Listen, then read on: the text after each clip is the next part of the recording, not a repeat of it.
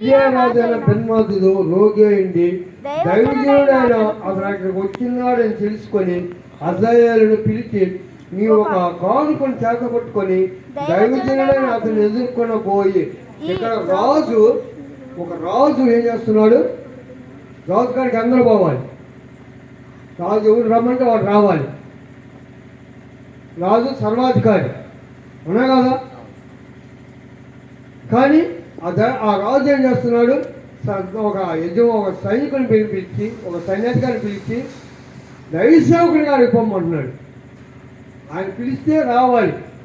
ఎవరైనా రావాలి. రాజు లోకాన్ని వెళ్ళే రాజు. ఇప్పుడు మన కలెక్టర్ గారు మనకి మెయిన్ వ్యక్తి జిల్లాకి. ఆయన పిలిస్తే మనం పోవాలా లేకపోతే ఆయన మన కోసం రమ్మనుకున్నా పోవాలి? చెప్పండి. కలెక్టరే మనకి మెయిన్ మొదట. ఆ కలెక్టర్ గారే ఏం చేస్తున్నాడు? నా కోసము ఆయన బాగలేదు, ఆ రాజుగారికి బాగలేదు, ఆయన గారికి వెళ్ళి నా పక్షాన పోయి ఆయన దైవసేవకుడి గారికి వెళ్ళి అడగండి అంటున్నాడు. ఏమని అడుగుతాం? చదవమ్మా. ఈ రోగము పోయి నేను బాగుపడుతున్నా లేదా అని అతని ద్వారా యెహోవా యొద్ద విచారణ చేయమని ఆజ్ఞ ఇచ్చి పంపెను.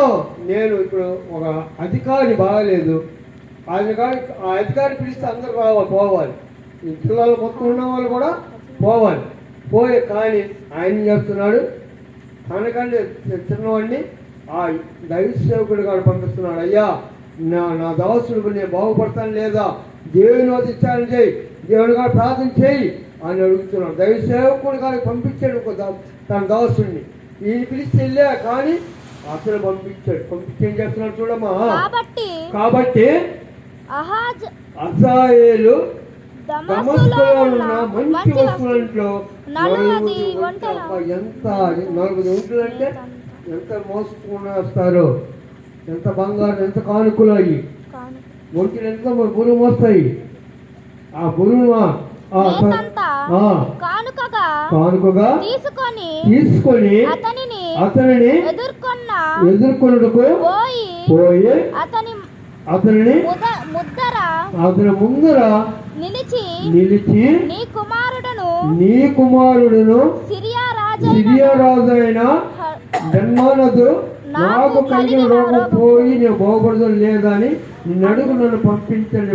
అప్పుడు ఎలీషా నీవు అతని ఎత్తుకు పోయి నిశ్చయంగా నీకు స్వస్థత కలుగుతుందని చెప్పు, అయినప్పటికీ అతనికి అవశ్యంగా మరణం సంభవించాలని యెహోవా చేసిన తల్లికి స్వస్థత వస్తుంది. ఆయన ఇచ్చాడు. దేవుడు నీకు స్వస్థత కలుగుతుంది, నీ శ్రమ నుంచి పోతుంది, నీ కష్టం నుంచి పోతుంది. కానీ అవశ్యముగా వెంటనే స్వస్థపడతావు, వెంటనే చనిపోతావు అని చెప్పమ్మా. పనికి అనేది అవుతాను. హజాయేలు ముఖం చిన్న బోనంత వరకు ఆ దైవజనుడు అతను చేరి చూచుతూ కన్నీళ్లు రాల్చిన దేవుడు ఆ దైవసేవకుడికి హజాయేలు చూసి ఆ యజమానుడు రాజు పంపించాడు కదా.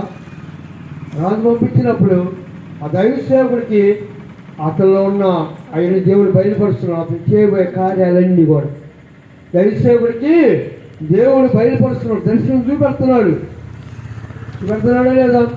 శ్రమలు చూపెడతాడు లేదా దైవసేవకుడికి దేవుడు? శ్రమలు కష్టాలు పోవాలంటే పని చేయడానికి